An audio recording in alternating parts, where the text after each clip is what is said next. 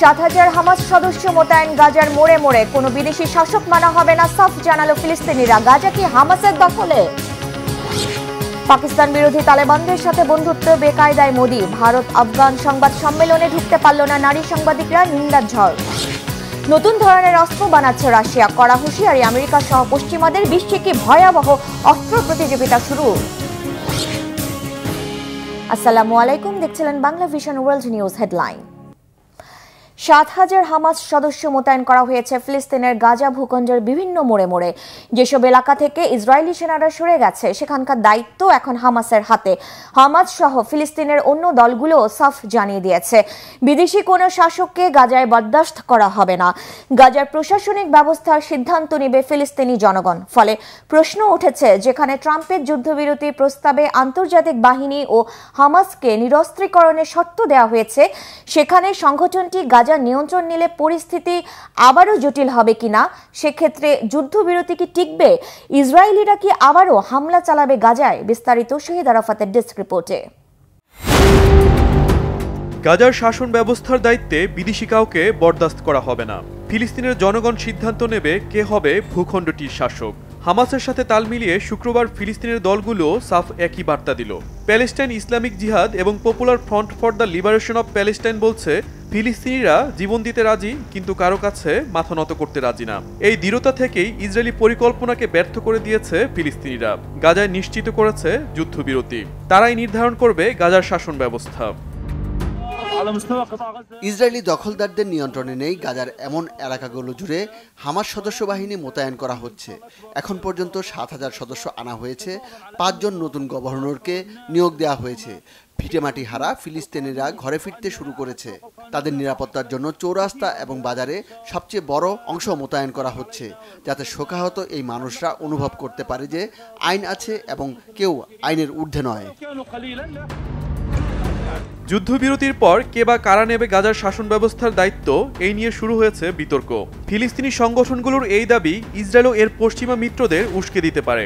শুরু হতে পারে নতুন কোনো সংঘাত, কেননা ডোনাল্ড ট্রাম্পের 20 দফা পরিকল্পনার সাথে এটি সাংঘর্ষিক। ট্রাম্পের প্রস্তাব অনুযায়ী গাজা শাসনভার তত্ত্বাবধানের জন্য বোর্ড অব পিস নামে একটি আন্তর্জাতিক সংস্থা থাকবে। ট্রাম্প নিজেই হবেন ওই বোর্ডের চেয়ারম্যান। সাবেক ব্রিটিশ প্রধানমন্ত্রী টনি ব্লেয়ারও সেখানে অন্তর্ভুক্ত। তাদের অধীনে একটি অন্তর্বর্তী কর্তৃপক্ষ গাজা শাসন করবে। এদিকে যুদ্ধবিরতি কার্যকর হওয়ার সঙ্গে সঙ্গেই বাস্তুচ্যুত লাখো ফিলিস্তিনি তাদের বাড়ি, বিশেষ করে উত্তরাঞ্চলের বিধ্বস্ত এলাকায় ফিরতে শুরু করেছেন। ইসরায়েলি সামরিক বাহিনী উপকূলীয় এলাকা থেকে আংশিকভাবে সরে যাওয়ার পর এই প্রত্যাবর্তন শুরু হয়। তবে স্বজনহারা ফিলিস্তিনিদের মধ্যে সংশয়, তারা কি কোনো স্থায়ী সমাধান পেল, নাকি যুদ্ধ বন্ধের নামে নতুন কোনো যুদ্ধের দিকে ঠেলে দেওয়া হলো তাদের? আল মাওয়াসি থেকে আমি অন্য জায়গায় পাড়ি জমিয়েছিলাম। এ পর্যন্ত 5 থেকে 6 বার বাস্তুচ্যুত হয়েছি। শুনতে পেলাম যুদ্ধবিরতি শুরু হয়েছে, তাই বাড়ি ফিরে এলাম। আমি ভোর 5টায় রওনা হয়েছি, হেঁটে পুরো রাস্তা পার হয়ে এখানে এসেছি। এসে দেখলাম বাড়িঘর কিছুই নেই, সব কিছুই মাটির সাথে মিশে গেছে। ইসরায়েলি বাহিনী সব কিছু পুরোপুরি ধ্বংস করে দিয়েছে। কোনো আশ্রয় নেই, থাকার কোনো ঘর নেই। এখন আমরা কোথায় যাব, কোথায় থাকব? শুক্রবার মার্কিন প্রেসিডেন্ট ডোনাল্ড ট্রাম্প সাংবাদিকদের সাথে আলাপকালে বলেছেন, সোমবার গাজা থেকে ইসরায়েলি জিম্মিদের মুক্তি দেওয়া হবে। চুক্তির অংশ হিসেবে 20 জন জীবিত ও 28 জন জিম্মির মরদেহ হস্তান্তর করা হবে। বিনিময়ে প্রায় 2000 ফিলিস্তিনিকে মুক্তি দেবে ইসরায়েল। বিশ্লেষকরা বলছেন, শাসন ব্যবস্থা সহ ধাপে ধাপে অন্য পরিকল্পনাগুলো বাস্তবায়নের ওপর নির্ভর করছে ট্রাম্পের শান্তি পরিকল্পনা ও গাজাবাসীর ভবিষ্যৎ। Shahid Arafat, Bangla vision news desk. এবার ভারতে গিয়েও নারী বিদ্বেষ দেখিয়ে বিপাকে পড়েছে আফগান তালেবানরা, এমনকি মোদী সরকারও। দিল্লিতে তালেবান সরকারের পররাষ্ট্রমন্ত্রী আমির খান মুত্তাকি সংবাদ সম্মেলনে ঢুকতে দেওয়া হলো না নারী সাংবাদিকদের। এ ঘটনার জেরে বিরোধী দল কংগ্রেস পার্টি থেকে শুরু করে অধিকার কর্মী ও নারী সংগঠনগুলো ক্ষোভে ফেটে পড়েছে। বিতর্কে ঝড় বইছে সামাজিক যোগাযোগ মাধ্যমগুলোতেও। এর জন্য নরেন্দ্র মোদীর বিজেপি সরকারকেও দায়ী করেছে তারা। পাকিস্তান বিরোধী তালেবানদের সাথে বন্ধুত্ব করতে গিয়ে কি বেকায়দায় পড়েছে মোদী সরকার? জবাবে কি বলছে দিল্লি? হিজল জোবাইরের ডেস্ক রিপোর্ট। এতকাল তালেবানকে জঙ্গি ও সন্ত্রাসী গোষ্ঠী বলে এলেও পরিবর্তিত পরিস্থিতি ও নতুন ভূরাজনৈতিক বাস্তবতায় আফগানিস্তানের সেই তালেবান সরকারকেই কাছে টানছে নরেন্দ্র মোদীর হিন্দুত্ববাদী বিজেপি সরকার। তারই মঞ্চায়ন দেখা গেল আফগানিস্তানের পররাষ্ট্রমন্ত্রী আমির খান মুত্তাকির দিল্লি সফরে। এই সফরকালে ভারতের পররাষ্ট্রমন্ত্রী এস জয়শঙ্করের সঙ্গে গুরুত্বপূর্ণ এক বৈঠকে অংশ নেন মুত্তাকি। ওই বৈঠকের পরপরই জয়শঙ্কর ঘোষণা দেন ভারত কাবুলে তাদের টেকনিক্যাল মিশনকে দূতাবাসের পর্যায়ে উন্নীত করবে। আফগানিস্তানের সার্বভৌমত্ব, আঞ্চলিক অখণ্ডতা ও উন্নয়নে ভারতের গভীর আগ্রহের কথাও জানান তিনি। এসব ছাড়াও ইতোমধ্যে আফগানিস্তানে চলমান বহু প্রকল্পের পাশাপাশি আরও ৬টি নতুন প্রকল্পের প্রতিশ্রুতিও দেন তিনি। সব মিলিয়ে নতুন এক দিগন্তের সূচনা দেখা যাচ্ছে ভারত আফগানিস্তান সম্পর্কে। তবে এসবের মাঝেই মুত্তাকির দিল্লি সফর ঘিরে একটি ঘটনায় তীব্র বিতর্ক সৃষ্টি হয়েছে। আফগানিস্তান দূতাবাসে আয়োজিত মুত্তাকির সংবাদ সম্মেলনে প্রবেশ করতে দেয়া হয়নি কোনো নারী সাংবাদিককে। প্রেস ব্রিফিংয়ে অংশ নিতে যাওয়া একাধিক নারী সাংবাদিক অভিযোগ করেছেন পোশাক বিধি মেনে গেলেও তাদের ভেতরে প্রবেশ করতে দেওয়া হয়নি। এমন অভিযোগ ওঠার পরপরই অনেক সাংবাদিক সামাজিক মাধ্যমে নিজেদের ক্ষোভ জানাতে থাকেন। তাদের প্রশ্ন, ভারতের মতো গণতান্ত্রিক দেশে কিভাবে এমনটা ঘটতে পারে? এ নিয়ে ব্যাপক বিতর্ক সৃষ্টি হয়েছে ভারতের অভ্যন্তরীণ রাজনীতিতেও। বিরোধী দলের নেতারা এ নিয়ে বিজেপি সরকার ও তার প্রধানমন্ত্রী নরেন্দ্র মোদীকে তুলোধুনো করছেন।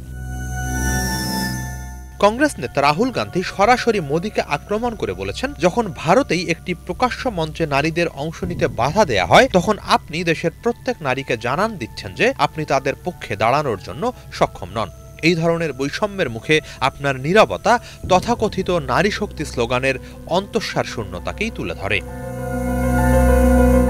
কংগ্রেস নেত্রী প্রিয়াঙ্কা গান্ধীও মোদীকে এই ঘটনায় নিজের অবস্থান স্পষ্ট করার আহ্বান জানিয়েছেন। তিনি বলেন, যে দেশের নারীরা দেশের মেরুদণ্ড এবং গর্ব, সেই দেশে ভারতের সবচেয়ে সক্ষম নারীদের অপমান কিভাবে সহ্য করা হলো। সাবেক কেন্দ্রীয় মন্ত্রী পি চিদাম্বরম সহ অন্য অনেক রাজনীতিকও এ নিয়ে সোচ্চার হয়েছেন। এদিকে এই অভিযোগ ওঠার পরপরই দ্রুত নিজেদের অবস্থান স্পষ্ট করেছে কেন্দ্রীয় সরকার। ভারতের পররাষ্ট্র মন্ত্রণালয় এক বিবৃতিতে জানিয়েছে, মুত্তাকির সফর ঘিরে আয়োজিত সংবাদ সম্মেলনে আমন্ত্রিত সাংবাদিকদের তালিকা মূলত মুম্বাইয়ে অবস্থিত আফগান কনসুলেট জেনারেল তৈরি করেছে। ফলে এই সংবাদ সম্মেলনে ভারত সরকারের কোনো ভূমিকা ছিল না। তাছাড়া আফগান দূতাবাসের এলাকা ভারতীয় ভূখণ্ড হলেও আন্তর্জাতিক আইন অনুসারে তা ভারতীয় সরকারের আইনি এখতিয়ারের বাইরে। হিজল জোবায়ের, বাংলা ভিশন। রাশিয়া নতুন ধরনের প্রতিরক্ষামূলক অস্ত্র তৈরি করছে। সম্প্রতি এমন ঘোষণা দিয়েছেন প্রেসিডেন্ট ভ্লাদিমির পুতিন। রাশিয়া ও আমেরিকার মধ্যকার পরমাণু অস্ত্র নিয়ন্ত্রণ চুক্তির মেয়াদ শেষ হওয়ার পথে। এমন সময় রুশ প্রেসিডেন্টের হুঁশিয়ারি ইঙ্গিত দিচ্ছে ভয়াবহ সংকটের। একই সঙ্গে পুতিন ঘোষণা দিয়েছেন, অন্য কোনো দেশ পরমাণু অস্ত্র পরীক্ষা করলে মস্কো পেছাবে না। চুক্তির মেয়াদ বাড়াতে মস্কো আগ্রহ দেখালেও এখনও নীরব Washington. New strategic arms reduction treaty ভেঙে গেলে দেখা দেবে ভয়াবহ অস্ত্র প্রতিযোগিতা শুরু আশঙ্কা। হাফিজুল ইসলামের ডেস্ক রিপোর্টে বিস্তারিত।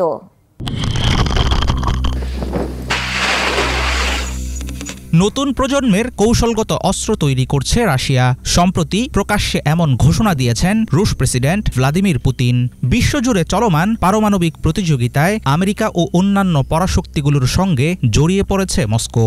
গত 10ই অক্টোবর তাজিকিস্তানে এক শীর্ষ সম্মেলনে পুতিনের বিস্ফোরক মন্তব্য ইঙ্গিত দিচ্ছে, নিউ স্টার্ট চুক্তি ভেঙে গেলে পশ্চিমাদের জন্য অপেক্ষা করছে জটিল সংকট। পরমাণু অস্ত্র নিয়ন্ত্রণে রাখতে 2011 সালে মস্কো ও ওয়াশিংটনের মধ্যে কার্যকর হয় নিউ স্ট্র্যাটেজিক আর্মস রিডাকশন ট্রিটি নামের এই চুক্তি। 2026 সালের ফেব্রুয়ারিতে শেষ হবে আলোচিত চুক্তিটির মেয়াদ।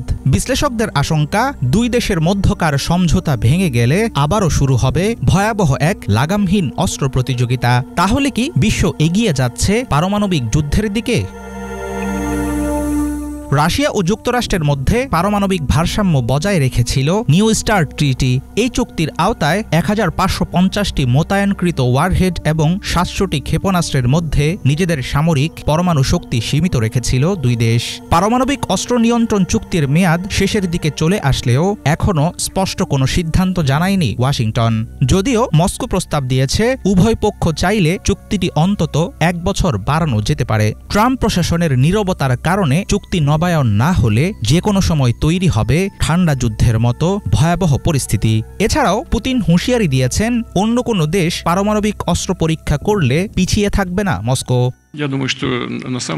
সত্যি বলতে এখন একটি স্পষ্ট অস্ত্র প্রতিযোগিতা চলছে বলে আমি মনে করি। এই প্রতিযোগিতা বিশ্বকে আবার 90-এর দশকে ফিরিয়ে নেবে কিনা সেটা বলা কঠিন। যুক্তরাষ্ট্র পারমাণবিক পরীক্ষার প্রস্তুতি নিচ্ছে, আমি সেরকম কিছুই বলিনি। আমি বলেছি কিছু কিছু দেশ সেটা করছে। বিশেষজ্ঞরা এটা ভালো করেই জানেন, বহু বছর ধরে ক্ষেপণাস্ত্রে ব্যবহৃত জ্বালানি কতটা কার্যকর সেটা পরীক্ষার একটা লোভ সবসময় থেকে যায়। কিছু দেশ এখন সেই পরীক্ষার কথা ভাবছে। আমার জানা মতে তারা প্রস্তুতিও নিচ্ছে। তারা পরমাণু অস্ত্র পরীক্ষা করলে আমরাও করব। যুক্তরাষ্ট্র চাইলে পরমাণু অস্ত্র নিয়ন্ত্রণ চুক্তির শর্ত মানতে প্রস্তুত রাশিয়া, কিন্তু আমেরিকা পিছু হটলে নিজের পথেই এগিয়ে যাবে মস্কো। রুশ সামরিক গবেষণাগারে ইতিমধ্যেই চলছে নতুন প্রজন্মের স্ট্র্যাটেজিক অস্ত্রের পরীক্ষা ও উন্নয়ন। ট্রাম্প প্রশাসনের অনীহা এবং পুতিনের আগের চেয়ে কঠোর অবস্থানের জেরে ঝুঁকিতে পড়তে পারে বিশ্বের নিরাপত্তা ব্যবস্থা। দুই প্রধান পরাশক্তির মধ্যে পরমাণু অস্ত্র সীমিত রাখার শেষ বাধাটি ভেঙে গেলে চরম হুমকির মুখে পড়বে ইউরোপ থেকে শুরু করে পুরো এশিয়া। রুশ প্রেসিডেন্ট ভ্লাদিমির পুতিনের সাম্প্রতিক বক্তব্যকে যুক্তরাষ্ট্রের প্রতি এক ধরনের সতর্কবার্তা হিসেবে দেখছেন কূটনৈতিক পর্যবেক্ষকরা। নিউ স্টার্ট ট্রিটি নিয়ে ওয়াশিংটনের দ্বিধাদ্বন্দ্বের সুযোগে কৌশলগত শক্তি বৃদ্ধিতে জোর দিচ্ছে মস্কো। রাশিয়ার এমন অবস্থান শুধু যুক্তরাষ্ট্রের জন্য নয়, ইউরোপের সঙ্গেও সম্ভাব্য সংঘাতের ইঙ্গিত দিচ্ছে। ইউক্রেনকে দূরপাল্লার অস্ত্র সরবরাহ করলে সেটিকে রাশিয়ার বিরুদ্ধে যুদ্ধ ঘোষণা বলে মনে করবে মস্কো। ইউরোপ রাশিয়া সংঘাতের আশঙ্কা ও পরমাণু প্রতিযোগিতার বিপজ্জনক অস্থিরতা বিশ্বকে ফেলবে ভয়ঙ্কর অনিশ্চয়তায়। হাফিজুল ইসলাম, বাংলা ভিশন। চীনের উপর আবারও চটলেন মার্কিন প্রেসিডেন্ট ডোনাল্ড ট্রাম্প। আগামী মাসে চীন থেকে যুক্তরাষ্ট্রগামী রফতানির উপর 100% অতিরিক্ত শুল্ক আরোপের হুমকি দিলেন তিনি। শুক্রবার সামাজিক যোগাযোগ মাধ্যমে দেয়া এক পোস্টে ট্রাম্প লিখেন, চীন প্রতিনিয়ত শত্রুতামূলক পদক্ষেপ নিয়ে যাচ্ছে, এটি বিশ্ববাজারকে স্থবির করে দিচ্ছে। চীন নতুন রপ্তানি নিয়ন্ত্রণ পরিকল্পনা কার্যকর করছে। পরিকল্পনায় বিরল খনিজ রপ্তানি ও উৎপাদন প্রযুক্তি, সামরিক ও সেমিকন্ডাক্টরের মতো প্রযুক্তি রয়েছে। বিষয়টিকে ভালোভাবে নিতে পারেননি মার্কিন প্রেসিডেন্ট, তাই 1 নভেম্বরের মধ্যে সব ধরনের গুরুত্বপূর্ণ সফটওয়্যারের উপর নতুন রপ্তানি নিয়ন্ত্রণ জারি করার হুমকি দেন ট্রাম্প, আর সেটি বর্তমান শুল্ক ছাড়ের মেয়াদ শেষ হওয়ার 9 দিন আগে কার্যকর হবে। ডোনাল্ড ট্রাম্প চীনের প্রেসিডেন্ট শি জিনপিং এর সঙ্গে পূর্ব নির্ধারিত বৈঠক বাতিলেরও হুঁশিয়ারি দিয়ে বলেন, এই অবস্থায় শির সাথে দেখা করার কোনো যৌক্তিক কারণ নেই। অর্থনীতিবিদদের শঙ্কা, চীনের সঙ্গে নতুন বাণিজ্য যুদ্ধ মার্কিন অর্থনীতিতে নেতিবাচক প্রভাব ফেলতে পারে। জমকালো এক সামরিক কুচকাওয়াজে নিজেদের সবচেয়ে শক্তিশালী আন্তঃমহাদেশীয় ক্ষেপণাস্ত্র হাংসং 20 প্রদর্শন করল উত্তর কোরিয়া। অনুষ্ঠানে উপস্থিত ছিলেন রুশ ও চীনা প্রতিনিধিরা। ওয়ার্কার্স পার্টির 80তম প্রতিষ্ঠাবার্ষিকীতে শক্তি দেখানোর মাধ্যমে উত্তর কোরিয়া বার্তা দিচ্ছে, পিয়ংইয়ং এখন আগের চেয়ে আরও প্রস্তুত। মস্কো ও পিয়ংইয়ং এর ঘনিষ্ঠতা নিয়ে উদ্বেগ ছড়িয়েছে পশ্চিমা বিশ্বে। মার্কিন নিষেধাজ্ঞায় জর্জরিত দুই দেশ ভবিষ্যতে ওয়াশিংটন ও তার মিত্রদের জন্য তৈরি করবে বড় চ্যালেঞ্জ। হাফিজুল ইসলামের আরেকটি ডেস্ক রিপোর্ট। নিজেদের সবচেয়ে শক্তিশালী পারমাণবিক ক্ষেপণাস্ত্র দেখিয়ে বিশ্বকে চমকে দিল উত্তর কোরিয়া। দেশটির ওয়ার্কার্স পার্টির 80তম প্রতিষ্ঠাবার্ষিকী উপলক্ষে আয়োজিত জমকালো সামরিক কুচকাওয়াজে আন্তঃমহাদেশীয় ব্যালিস্টিক মিসাইল হওয়াসং 20 উন্মোচনের সময় উপস্থিত ছিলেন সর্বোচ্চ নেতা কিম জং উন। 11 চাকার বিশাল লঞ্চার ট্রাকে বহন করা ক্ষেপণাস্ত্রটি আগের সব উত্তর কোরীয় রকেট ইঞ্জিনের চেয়ে শক্তিশালী। মিসাইলের নতুন ইঞ্জিনটি তৈরি হয়েছে কার্বন ফাইবারে। এর থ্রাস্ট পাওয়ার বা ছোটার ক্ষমতা প্রায় 2000 কিলোনিউটন। সর্বাধুনিক প্রযুক্তিতে তৈরি হওয়ায় দ্রুত মোতায়েন করা যাবে ICBM হওয়াসং 20। উত্তর কোরিয়ার সামরিক শক্তি প্রদর্শনীর আয়োজনে উপস্থিত ছিলেন চীনের প্রধানমন্ত্রী লি চিয়াং, রাশিয়ার সাবেক প্রেসিডেন্ট দিমিত্রি মেদভেদেভ এবং ভিয়েতনামের কমিউনিস্ট পার্টির নেতা তো ল্যাম।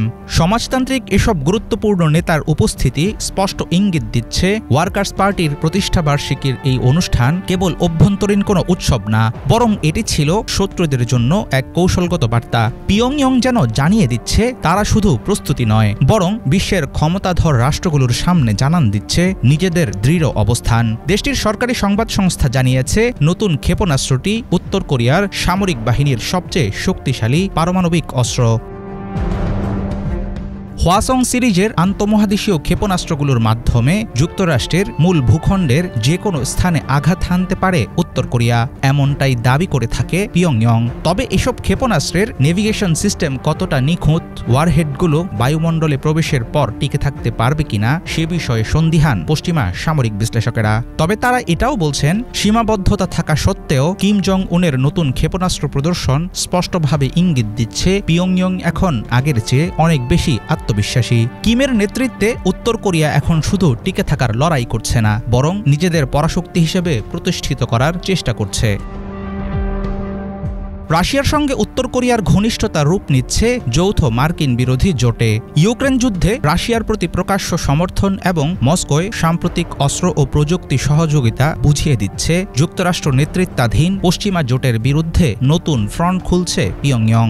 উত্তর কোরিয়া দীর্ঘদিন ধরেই আমেরিকাকে শত্রু রাষ্ট্র হিসেবে দেখে আসছে। এবার রাশিয়ার পাশে দাঁড়িয়ে সেই অবস্থানকে আরও খোলামেলা জানান দিল উত্তর কোরিয়া।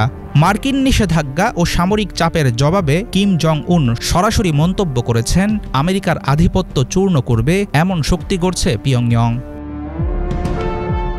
এশিয়া ও প্রশান্ত মহাসাগরীয় অঞ্চলের নিরাপত্তা ভারসাম্যকে জটিল করে তুলছে রাশিয়া ও উত্তর কোরিয়ার ক্রমবর্ধমান ঘনিষ্ঠতা। অস্ত্র বা জ্বালানি বিনিময় ছাড়াও দেশ দুটোর আদর্শিক জোট পশ্চিমা প্রভাবের বিরুদ্ধে মাথা তুলে আছে। যুক্তরাষ্ট্র, জাপান ও দক্ষিণ কোরিয়ার জন্য মাথা ব্যথার কারণ হয়ে দাঁড়াচ্ছে উত্তর কোরিয়ার সামরিক শক্তি। তবে কিম জং উনের দেশ বাস্তবে কতটা উন্নত হচ্ছে, এর অর্থনৈতিক অবস্থা কেমন, সেসব নিয়ে বরাবরই সংশয় প্রকাশ করে আসছে আন্তর্জাতিক মহল। হাফিজুল ইসলাম, বাংলা ভিশন। এই ছিল আজকের মতো, সাথে থাকার ধন্যবাদ।